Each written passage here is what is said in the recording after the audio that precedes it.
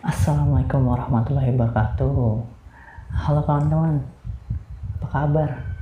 Gua harap baik-baik saja ya di tengah situasi yang buruk ini. Sabar, tahan rindumu untuk mendaki sampai pandemi ini berlalu. Kita sama-sama rindu, bukan? Oke, pada kesempatan kali ini gue akan cerita tentang pendakian gue yang mistis di Gunung Cikuray. Ini benar-benar pendakian yang apa sih? Gue dikerjain habis-habisan. Pendakian ini gue lakuin Oktober tahun kemarin. Ya udah sekitar 6 bulan lah. Kenapa baru cerita? Karena ada rasa takut yang gue alamin. Selepas pulang dari Gunung Cikuray, gue sebenarnya langsung ingin cerita sih. Tapi selang beberapa minggu itu gue mimpi buruk. Dan mimpi buruknya itu gue lagi solo hiking juga sih di gunung, dan gue tersesat dan diganggu. Gak tahu ya apa ada hubungannya antara mimpi gue dan pendakian gue yang mistis ini. Tapi karena banyaknya permintaan dari kawan-kawan dari DM Instagram yang nyuruh, "Bang, cerita dong gimana sih pendakian di Gunung Cikuray? Bang, digangguin apa aja sih di Gunung Cikuray? Bang, gimana sih rasanya solo hiking?" Dan banyak pertanyaan yang masuk di DM Instagram. Oke, akhirnya akan gue buat deh ceritanya biar kalian juga ngerasain apa yang gue rasain ketika solo hiking itu dan digangguin habis-habisan. Kita mulai dari mana ya? Oke deh, kita mulai dari persiapan dulu. Dari persiapan aja udah apes. Yang gue rencana bangun jam 2 pagi buat motoran ke Garut, gue ternyata kesiangan bangun jam 4. Nah dari situ sudah pasti dong jadwal gue molor. Karena gue itu tipe orang yang sangat patuh terhadap jadwal. Udah gue perinci waktu demi waktu ketika mendaki. Jam segini harus sampai sini, jam segini harus mendaki, harus sampai puncak, jam segini harus turun, dan itu udah gue rencanain. Habis itu gue motoran selama 7 jam dari Bekasi menuju Garut, dan itu gue sendiri, motoran sendiri, yang pasti udah capek dong. Gue nggak tahu jalan, gue udah nyasar berkali-kali. Gue cuma modal GPS yang gue pasang headset di telinga, kalau belok harus belok, lurus harus lurus. Gue cuma nurut itu. Bisa dibilang gue penyembah Google Maps.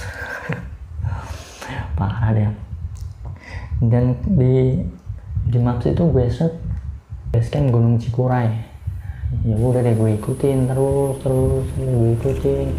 Dengan sepi banget, naik nanjak. Dan ketika itu gue sampai di basecamp yang di luar dugaan gue. Gue harusnya mendaki lewat basecamp pemancar yang notabene itu rame. Jadi kalau gue solo hiking, gue pasti dapat barengan dan itu nggak bakal sendiri. Jadi gue berani dong trek malam. Tapi sialnya gue nyasar di basecamp Kiara Janggot yang itu bener-bener sepi banget, asli sepi. Paling cuma beberapa rombongan, dan itu mereka udah nanjak dari pagi. Dan dari informasi pendaki yang turun, ketika gue tanya, "Bang, kenapa kok lo milih mendaki lewat Kiara Janggot padahal kan yang terkenal basecamp pemancar?" "Gue salah basecamp bang, gue ngikutin Google Map." Lah, berarti kita sama dong. Kebanyakan yang mendaki dari situ, dia ingin mendaki dari basecamp pemancar, tapi salah basecamp dan dia terpaksa mendaki di basecamp Kiara Janggot. Kenapa gue beraniin solo hiking? Karena sebelum solo hiking ke Cikuray, gue pernah solo hiking ke Gunung Ciremai. Cuma ketika di Ciremai itu pas libur panjang, jadi rame banget. Walaupun trek malam itu masih ada rombongan, jadi gue masih bisa bareng biar nggak sendiri. Tapi kalau untuk Cikuray ini, karena hari Minggu dan Senin, jadi cuma sedikit yang daki, bahkan Jalur Kirajanggot cuma beberapa rombongan doang yang naik. Nah setelah packing ulang dan ngurusin Maxi, akhirnya gue mulai tuh nanjak pukul 1 siang. Ya cuy, sekarang jam 1 mulai naik Gunung Cikuray. Dan itu nggak ada barengannya sih.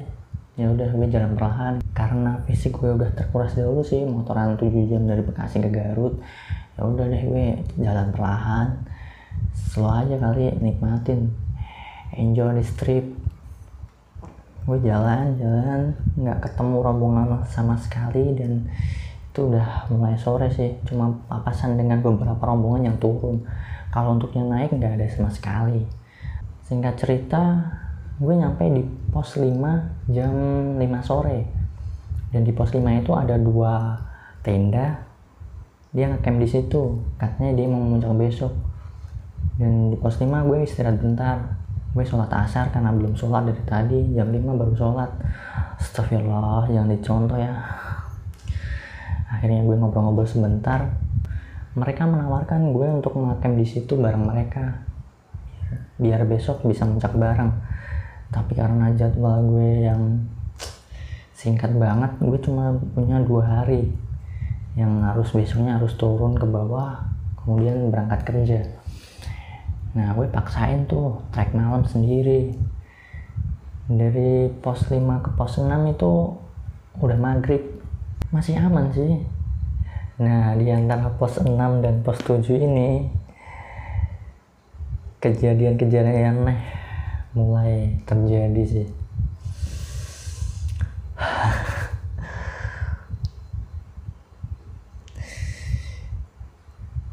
Gue seperti biasa nyalain headlamp sambil dengerin musik biar nggak bosen banget sih. Gue tipikal yang selalu ngeplay lagu ketika jalan untuk ngusir rasa bosen dan kesepian. Nah sekitar pukul 6:30, padahal masih sore kan, itu gue jalan sendiri, jalan santai sambil nyanyi-nyanyi gak jelas lah. Dan itu ada suaranya itu kayak orang orok itu. Dan gue masih positive thinking, paling cuma babi. Ya udah deh, gue keluarin pisau tuh, gue kan selalu bawa pisau. Gue keluarin pisau, jaga-jaga kalau ada babi yang nyerang. Soalnya gue bawa nugget, dan itu amis kan, pasti babi kecium. Karena babi Gunung Cikuray itu banyak banget, sumpah banyak banget. Dan itu musuh utama pendaki sih. Banyak tenda yang dirusak babi tuh. Udah deh, gue keluarin pisau kan, gue tetap jalan. Udah tuh nggak ada suara lagi, nggak apa-apa sih. Perjalanan dari pos 6 ke pos 7 ini adalah trek yang paling panjang, sekitar 2,5 jam lah untuk sampai ke pos 7. Gue terus jalan kan, karena target gue ngecamp di bawah puncak biar besok nggak usah samit, biar bisa ngeliat sunrise langsung lah. Gue lanjut jalan, terus jalan. Kemudian gue istirahat di salah satu tempat yang di situ ada tanah lapang. Gue istirahat sebentar, gue minum biasa, nyemil. Mantap, dari tadi trekking sendiri, cuma ditemani cahaya headlamp. Gelap gulita. Nah udah selesai, gue mau lanjut tuh. Ketika mau lanjut, kan carrier masih di puncak ya. Ketika mau berdiri, itu berat banget sumpah. Carrier gue jadi berat banget. Nggak tahu ya, mungkin 100 kiloan lah beratnya. Sampai-sampai gue nggak kuat untuk berdiri. Gue mikir, udah nggak beres ini, parah nih. Ya udah, gue lanjut duduk lagi kan. Gue sambil zikir sampai 3 menitan lah, sambil meminta agar dijauhkan dari hal-hal yang mengganggu sih. Ketika selesai zikir, gue angkat tuh, enteng anjir, Tadi berat banget, sekarang enteng banget. Parah nih usil. Ya udah, gue lanjut jalan lagi lah, sambil nguatin mental biar gak ngedon banget. Kalau sampai mental lu down, itu udah bahaya banget. Kalau fisik lemah bisa istirahat, kalau mental down, wah itu yang paling bahaya. Itu gue masih di bawah persimpangan antara jalur Kiara Janggut dan Pemancar. Nah, ketika di situ gue tetap jalan kan, ada yang aneh lagi. Headlamp gue yang typical sensor, dia akan nyala kalau ada sensor gerak, dan dia akan mati kalau ada sensor gerak lagi. Nah, ketika ini gue pakai di kepala kan, gue jalan sambil nyenterin jalan di depan gue kan, karena lumayan terjal. Nah, gue nggak berani senter kanan kiri, sumpah gue nggak berani. Itu janganlah, kalau lo jalan sendiri jangan senterin kanan kiri, cukup jalan di depan lo aja, fokus ke jalan di depan lo aja. Nah, ketika gue jalan, tangan gue kan di sini sambil bantuin pundak gue yang mulai pegel karena atas gue yang lumayan lah. Tangan gue di sini dan posisi center ini nyala. Nah, ketika jalan gue fokus jalan di depan gue. Tiba-tiba sensor gue tiba-tiba mati. Padahal kan kalau ini ada sensor geraknya kan. Nih, kalau nggak ada gerakan, nggak mungkin lah mati kan. Tiba-tiba mati sendiri. Gelap banget, tai. Gue merem dulu tuh.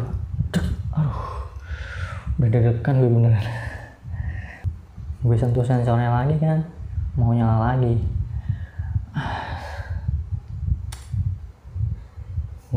Pikiran gue udah nggak bisa positif kali ini deh.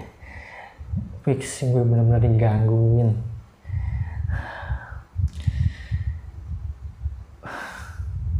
Gue terus berdoa agar nggak terjadi apa-apa sih. Tapi anehnya, setelah gue turun kan, ini setelah gue pulang, gue ngeliat video-video vlog gue kan, gue beberapa kali ngomong gini. Jam 5:30 baru naik dari di atas pos 5 dikit, dan bakal trek malam nih. Semoga tidak ada apa-apa, amin.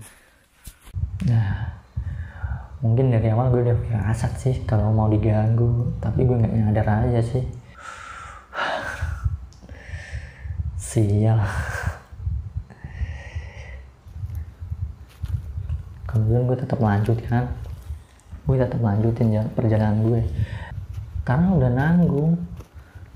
Paling cuma 1,5 jam lagi deh sampai di bawah puncak buat ngecamp.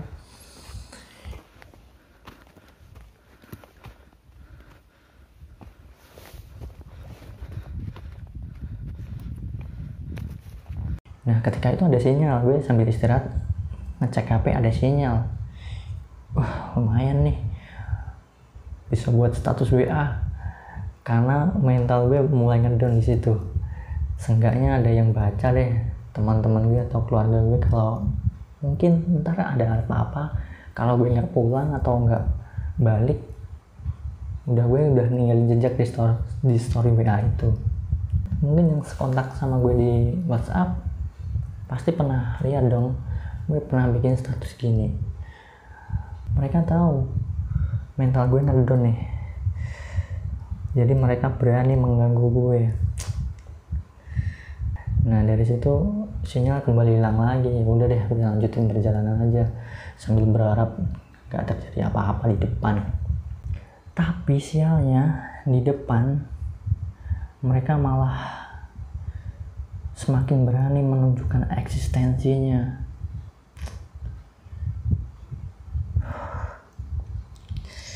Gue sehabis senter gue mati, gue tetap jalan kan. Gue cuma nyenterin di jalan di depan gue doang. Dan itu gue nggak berani senter kanan kiri karena gue takut kalau kalau ngeliat apa-apa. Nah, apesnya lagi, gue nggak sengaja nyenderin di atas, dan itu pohon gede sekitar 4 meter.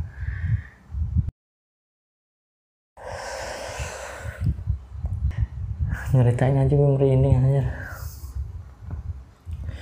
Gue nyenderin di atas pohon gede itu sekitar 4 meter. Gue nggak sengaja, tiba-tiba gue refleks nyender ke atas. Dan apa yang gue lihat, asli cuy, serem banget.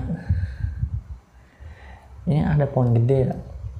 Nah, di pohon gede ini dia kayak nunjukin wajahnya, tapi cuma setengah doang, setengah gini nih, kayak dia cuma ngintip doang. Nah, ini dia mukanya hitam banget, rambutnya panjang, dan di bola matanya ini merah. Asli cuy, itu serem banget. Posisi gue sendiri malam-malam, gue langsung balik badan dan gue turun beberapa langkah. Di situ badan gue lemas banget, merinding sejadi-jadinya.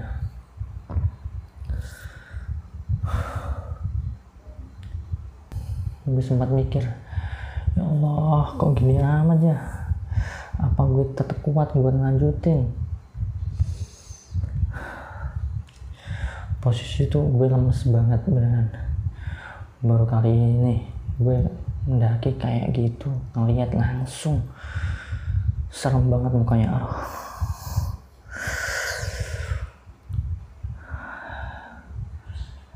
Gue terus zikir agar dikuatkan mental gue. Nah, gue mikir, kalau turun jauh banget, kalau naik paling cuma 1 jam lagi sampai di tempat camp. Tapi kalau naik, kalau di depan ada yang serem lagi, bisa sebahaya. Mental gue bakalan ngedon banget ini. Tapi mau nggak mau harus naik juga sih. Masa mau tetap di situ daripada kenapa-kenapa, mending naik. Di tempat kan pasti ada banyak orang kan. Akhirnya gue beranikan buat naik.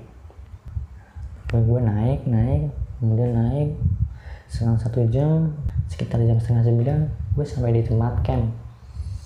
Dan itu leganya minta ampun cuy, beneran lega banget. Alhamdulillah, akhirnya ketemu sama manusia beneran, kayak yang makhluk astral. Solo hiking Gunung Cikure ini benar-benar beda. Gue tipikal orang yang perasa dengan hal-hal begituan. Contoh di Semeru, di sebelum Kalimati ada jalan kecil. Nah, itu jalan setapak cuma 1 doang, dan dikelilingi samping-samping kanan kiri itu rimbunan pohon. Dan itu gue bisa ngerasain kalau di situ kayak ada banyak banget. Terus ketika di Lawu, di pos sebelum pos 5 kayaknya ya, lewat jalur Cemoro Kandang, itu gue posisi paling belakang. Nah, gue ngerasain di belakang kayak ada orang yang ngikutin. Ketika gue nengok ke belakang, nggak ada orang. Dan ketika di Selamat juga, di pos 4, di pos Samarantu yang terkenal deh angkernya, itu gue juga ngerasain di situ banyak banget. Tapi gue nggak berani senter kanan kiri, soalnya itu pas gue turun sekitar jam 7:30 malam, gue langsung turun aja lari. Gue nggak berani berhenti, nggak berani senter kanan kiri.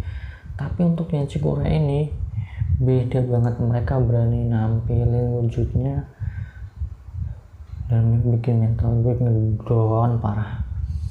Nah, dari cerita gue tadi, semoga kalian dapat mengambil pelajarannya. Jangan solo hiking, apalagi kalau trek malam. Jangan, gue saranin jangan.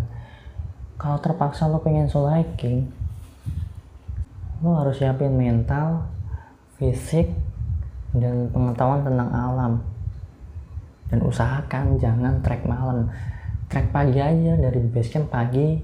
Kalau udah sore, diriin tenda aja. Jangan paksain trek malam, itu bahaya dan cuma gue doang yang nekat ya. Jangan ditiru ya. Gue juga nggak akan lagi sih trek malam terus hiking, udah kapok. Jika kalian suka dengan konten ini, boleh di like dan subscribe. Jika kalian rasa cerita ini bermanfaat, boleh di share ke teman-teman biar buat jadi edukasi.